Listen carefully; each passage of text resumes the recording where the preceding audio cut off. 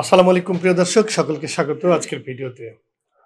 আজ ১৩ই ফেব্রুয়ারি, আগামীকাল ১৪ই ফেব্রুয়ারি। ১৪ই ফেব্রুয়ারি একটি গুরুত্বপূর্ণ দিন। সেদিন কারো কারো জীবনের মানে ছ্যাঁকা খেয়ে ব্যাকা হবার দিন, কারো কারো আবার জীবনের চরম মুহূর্তের একটি দিন, কারো কারো জীবনের আবার কাছে পাওয়ার দিন।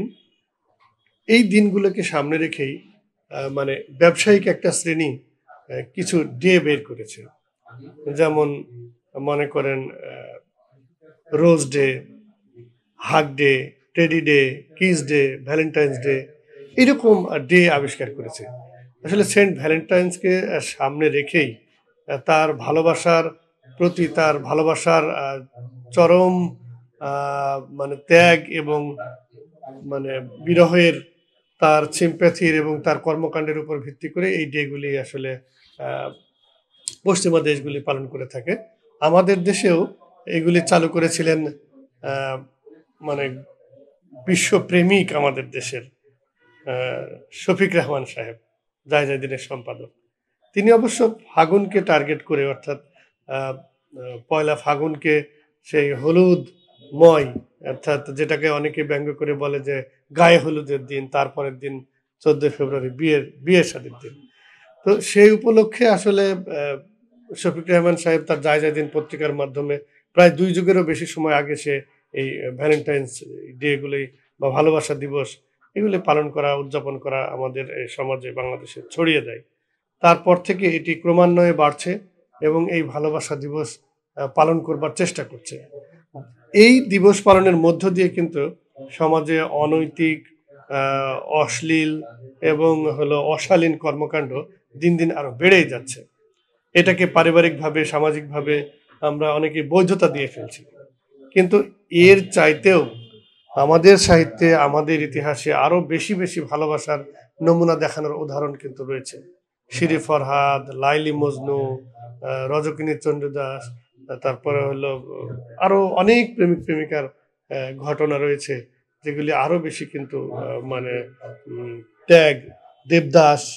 তো এগুলি সেসব দিকে না গিয়ে আমরা ভ্যালেন্টাইন্স নিয়ে টানাটানি করছি। আর ব্যবসায়ীরা দেখছে যে এই ভ্যালেন্টাইন্স নিয়ে বিশেষ কিছু ডে বের হওয়ার কারণে এগুলা নিয়ে কিন্তু একটা ব্যবসা জমে উঠছে।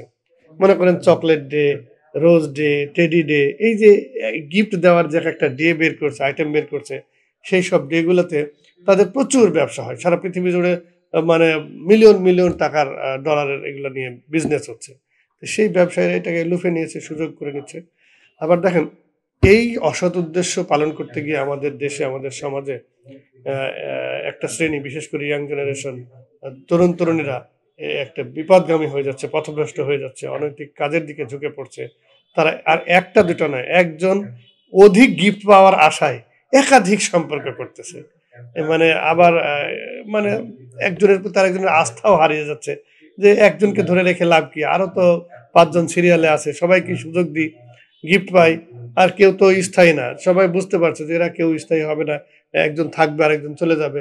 তো চলে যাওয়া আসা যাওয়ার মধ্যে বাড়লে কি আর কমলে কি? প্রশ্ন হচ্ছে যে এই জিনিসগুলি আমাদের জন্য কতটা ক্ষতিকর।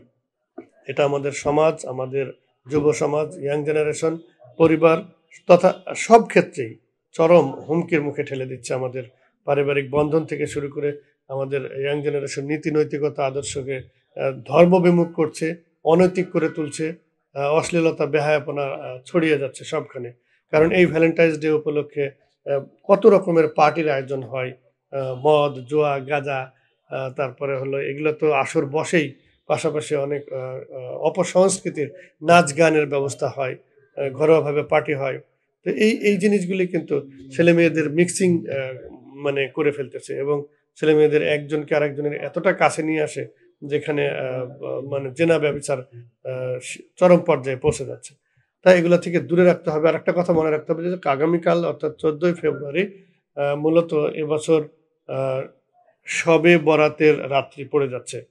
কারণ ১৫ তারিখ সরকারি বন্ধ শবে বরাত উপলক্ষে। তার আগের রাত্রিটাই হলো ১৪ তারিখ।